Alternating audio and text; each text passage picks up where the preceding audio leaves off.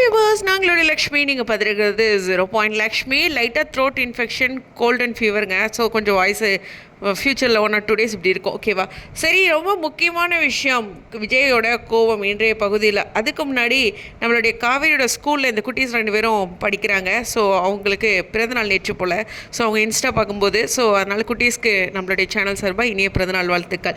So நியமே சொல்லணுன்னா, குட்டி காவேரி வந்து அம்மு ரொம்ப அழகாக நடிச்சிருப்பாங்க. அதாவது அந்த கோவம், அப்புறம் அவங்கக்கிட்ட சொல்லலை, இப்போ அம்மா பற்றி தெரியுது அப்படிங்கும்போது அதனுடைய ஏக்கம், இப்போ அவங்கக்கிட்ட பேசணும்னு நினைக்கிறது அப்படின்ட்டு எல்லா விஷயங்களும் இருக்குது. ஸோ விஜயும் இதை குட்டி காவேரிக்கிட்ட ரொம்ப பொறுமையாக கையாளுறாங்க. ஆனால் பெரிய காவேரிக்கிட்ட அந்த அந்த வழிகளை அப்படியே கோவமாக இருக்குது. அதாவது நம்ம வாழ்க்கையில் குட்டீஸுங்களோட ஏதாச்சும் ஒரு இந்த மாதிரி அவங்க நாட் வெல், இல்லை அவங்க ஏதாச்சும் கோச்சிட்ருக்காங்கன்னா வீட்டில் இருக்க எல்லாத்து மேலேயும் எரிஞ்செறிஞ்சு விழுவோம். எனக்குலாம் அந்த குணம் ரொம்ப அதிகமாக இருக்குது. எங்கள் அம்மாவும் எங்கள் வீட்டுக்காரரும் ரொம்ப பாவம் தான் சில சமயம். அவ்வளோதான், பிரணவ் மட்டும் ஏதாச்சுன்னா வச்சுங்களேன், அவ்வளோதான் வேறு மாதிரி ஆயிடுறேன் நானே. அப்புறம் ஐயோ நம்ம இப்படி பண்ணுறோமே அப்படின்னு நினைப்பேன். இப்போலாம் மாறிக்கிட்டேன். முன்னாடிலாம் ரொம்ப அந்த பிரச்சனை எனக்கும் இருந்துச்சு.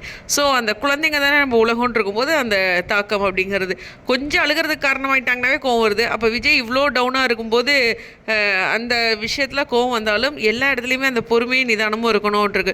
காவேரிக்கு எந்த உண்மையும் தெரியாது. காவேரி என்ன பண்ணுவாங்க விஜய் அப்படிங்கிற ஒரு வியூ இருக்க தான் செய்யுது.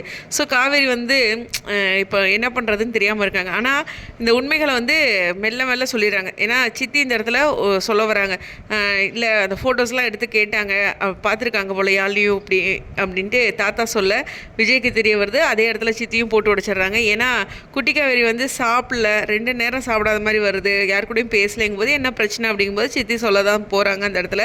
ஸோ சித்தி கோவப்பட்டாலும் உண்மைகள் அந்த இடத்துல வேறு வழி இல்லாமல் தெரியாதானே போது ஒரு நாள் அப்படிங்கிற ஒரு விஷயம்.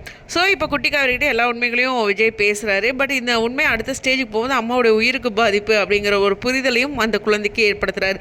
2 பேரும் கார் எடுத்துகிட்டு போகிறத பார்த்தா காவேரி தான் பார்க்க வருவாங்க. பட் ஆனால் அதுக்கு மேலே பேசக்கூடாது அப்படின்னு விஜய் சொல்கிறதுனால நாளையிலிருந்து சொல்கிறேன், இன்னும் வேறு மாதிரி ட்ரீட்டு அம்முக்கிட்ட அவங்களோட நடிப்பில் இருக்குது.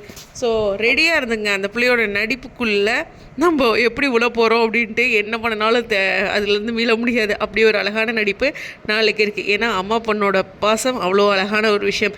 எனிவேஸ், இந்த வீடியோ பற்றி உங்களுடைய கருத்துக்கள். விஜய் கோவப்பட்டாலும் காவேரி அந்த இடத்துல என்ன பண்ணுறதுன்னு தெரியாமல் தான் இருக்காங்க. ரொம்ப கோவப்படல, அதுவும் ஒரு பாசிட்டிவான விஷயம் தான். எனிவேஸ், புரிதல் தான். உங்களுடைய கருத்துக்கள். ஸ்டேடியம்.